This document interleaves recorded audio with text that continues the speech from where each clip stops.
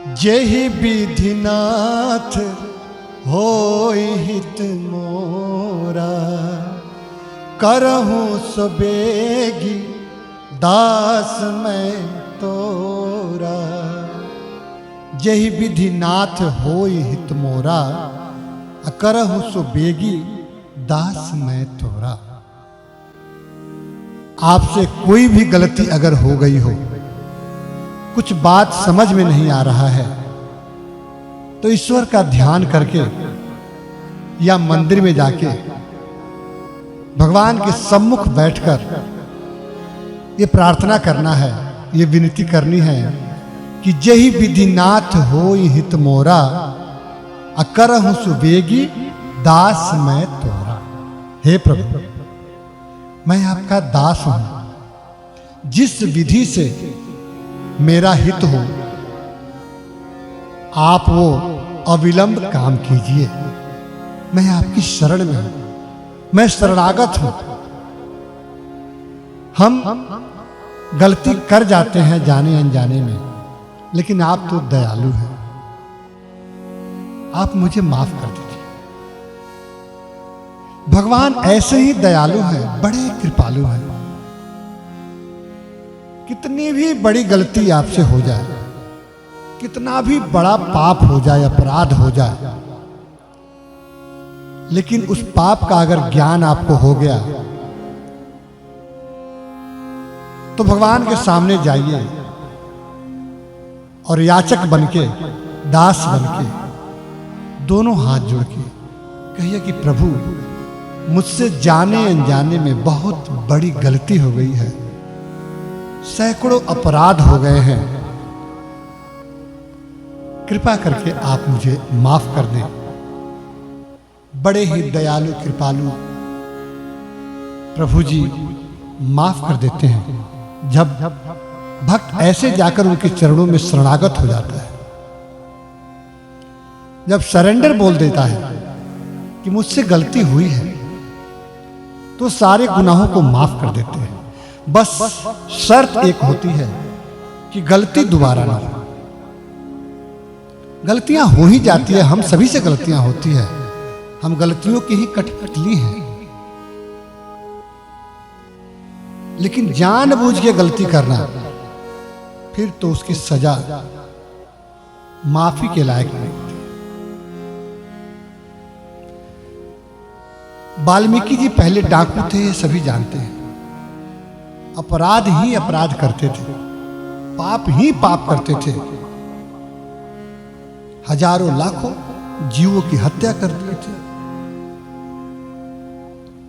लेकिन जब ज्ञान हुआ तो केवल राम कहना था उन्हें, वो भी उनसे नहीं आता था, लेकिन भक्ति के प्रति समर्पित थे। वो मरा मरा कहने लगे, क्योंकि काम ही था उनका मारना काटना। तो मरा मरा मरा मरा मरा मरा मरा मरा मरा, वो मरा मरा रामा रामा होने लगा। फिर प्रभु प्रसन्न हो गए और ऐसी कृपा हुई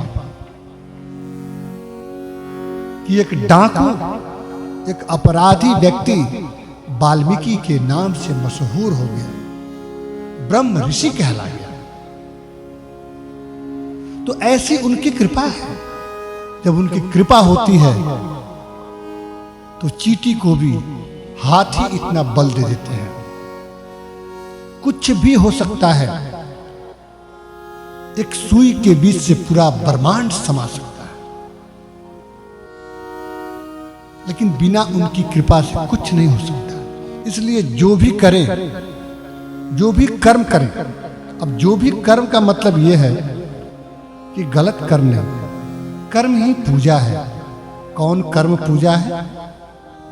जो सत्य कर्म हो, धर्मनिष्ठ कर्म हो, सत्य के अनुकूल हो, समाज के हित में हो, राष्ट्र के हित में हो, धर्मानुकूल कर्म, सबकी भलाई हो उस कर्म में, तो वो कर्म ही आपका पूजा बन जाता है। Work is worship. लेकिन वही कर्म अगर धर्म के विरुद्ध हो गया, सत्य के विरुद्ध हो गया, तो फिर रावण की तरह, कंस की तरह, शूर्पणखा की तरह, पूतना की तरह, हिरण्यकश्यप की तरह, दुर्योधन की तरह, दुशासन की तरह, कंस की तरह वो कर्म हो जाता है। वो कर्म ही अकर्म हो जाता है, दुष्कर्म हो जाता है, जिसका खामियाजा जो है भुगतना ही पड़ता है। आप जहां भी रहिए, सत्य के अनुसार आप कर्म करते रहिए। आपका कर्म ही पूजा है, कर्म ही भगवान है। Work is God. आनंद ही आनंद है। इतना सुंदर जीवन है, परम आनंदमय जीवन है। इसको हम अपने कर्मों के बल पर, कर्म के चलते इसको नरक से भी नरक बना देते हैं। इतना पावन जीवन, इतना पुण्य जीवन, भक्तिमय जीवन, धार्मिक जीवन, आध्यात्मिक जीवन, सात्विक जीवन, इसको हम तमोगुण में और रजोगुण की तरफ ले जाकर इसका विध्वंस कर देते हैं। बड़े भाग मानुष तन पावा, बड़ी भाग से हमें जीवन मिला है। 84 लाख योनियों में सर्वश्रेष्ठ योनि है हमारा जीवन। कहा जाता है कि देवी देवता भी तरसते हैं इस मानव योनि प्राप्त करने के लिए। 83 लाख 99,000 99,199 जीव जो है सजा भुगतने के लिए मिला है, लेकिन सब में एक ये जीवन है, मानव जीवन, जो मनुष्य को भक्ति करने के लिए, कुछ बनाने के लिए, ईश्वर के प्रति श्रद्धा रखने के लिए, ईश्वर के कानों को तृप्त करने के लिए मिला है। लेकिन हम कर्म से विचलित हो जाते हैं, माया मोह में उलझ जाते हैं। ये मेरा है, ये तेरा है, ये उसका है, ये हमारी संपत्ति है। कोई संपत्ति आपकी नहीं होती है। संपत्ति जो है रघुपति की है, भगवती की है। उससे भी नहीं है तो आपकी संपत्ति इस सरकार की है। आप पहले गरीब थे, आपको संपत्ति दिया गया। दाता एक राम, भिखारी सारी, देने वाला ईश्वर है। भगवान कहते हैं कि तुम मांगो, मैं तुम्हें मना नहीं करूंगा। तुमको जो भी मांगना हो मैं जरूर दूंगा, लेकिन शर्त एक है कि मैं जो भी देता हूं तुम्हें, उसमें से तुम आधा किसी और को दे दो। तुम मेरी तरह बन जाओ, क्योंकि तुम मेरी संतान हो, मेरा ही अंश हो। मैं तुझसे दूर नहीं हूं। मुझको अपने इर्द गिर्द, अपने आसपास ही महसूस करो। हर कर्म करने से पहले मुझसे राय लो, अपनी अंतरात्मा से, अपने परमात्मा से, अपने प्रभु से इजाजत लो कि प्रभु ये काम है, करूं। अंदर से आवाज आएगी कि हाँ करो, बशर्ते वो काम अच्छा होगा तभी आवाज आएगी। नहीं तो आप अगर जबरदस्ती, लोभ बस, ईर्ष्या बस, लालच बस, काम बस उस काम को कर रहे हैं तो दोष बन जाएगा, वो पाप हो जाएगा। तो कहा गया है कि अज्ञानियों की गिरावट अनेक रास्तों से होती है। पता नहीं ये नुकसान आपको किस रूप में झेलना पड़ेगा। आप अगर अच्छे कर्म कर रहे हैं तो ना जाने किस रूप में नारायण मिल जाए, किसी रूप में वो मिल सकते हैं। अगर पाप कर्म कर रहे हैं तो किसी को प्रेरित करके आपका नुकसान करवाया जा सकता है। बिन हरि कृपा तृण न डोले। आपके कर्मों के अनुसार फल देने वाले वही एक परमात्मा है। किसी भी विपरीत परिस्थिति में उनको भूलना नहीं है, क्योंकि जब हम जन्म लेने वाले थे अपने परम पिता परमेश्वर से हम प्रश्न किए कि प्रभु, मैं धरती पर पहली बार जा रहा हूं मानव रूप में, मुझे अकेलापन महसूस होगा, मैं क्या करूंगा?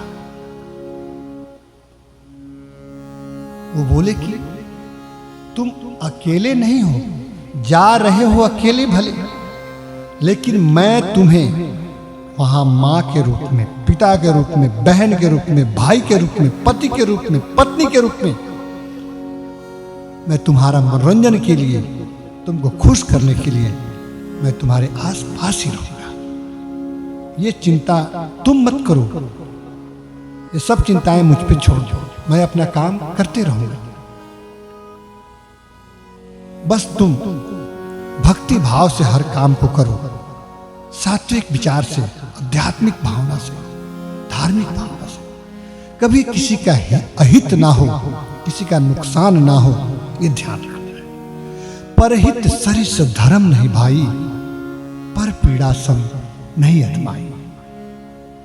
आपके विचारों से, आपके कर्मों से किसी का अहित नहीं हो, ये ध्यान रखना है। आप जो भी कर्म कर रहे हैं, किसी को आहत ना पहुंचे, इस पे नजर रखना है, अपने वाणी पे, अपने विचारों पे, अपने कर्मों पे। फिर प्रभु प्रसन्न हो जाते हैं और आपके अंदर की परमात्मा जो है, आत्मा जो है, वो भी आपको सम्मानित करेगी, आपको खुश रखेगी। कहीं भी रहिए, सत्य के अनुसार कर्म करते रहिए, आपको अति प्रसन्नता मिलेगी। सर्वे भवन्तु सुखिनः, सर्वे सन्तु निरामया, सर्वे भद्राणि पश्यन्तु, मा कश्चित् दुख आग बने। सबका भला हो, सबका कल्याण हो, ऐसा ही कर्म कीजिए, ऐसी ही वाणी बोलिए, ऐसी वाणी बोलिए मन का आपा खोए, और उनको शीतल करे, आप हूं शीतल हो। ऐसी कोई भी वाणी मत बोलिए जिससे दूसरे का मन दुखित हो।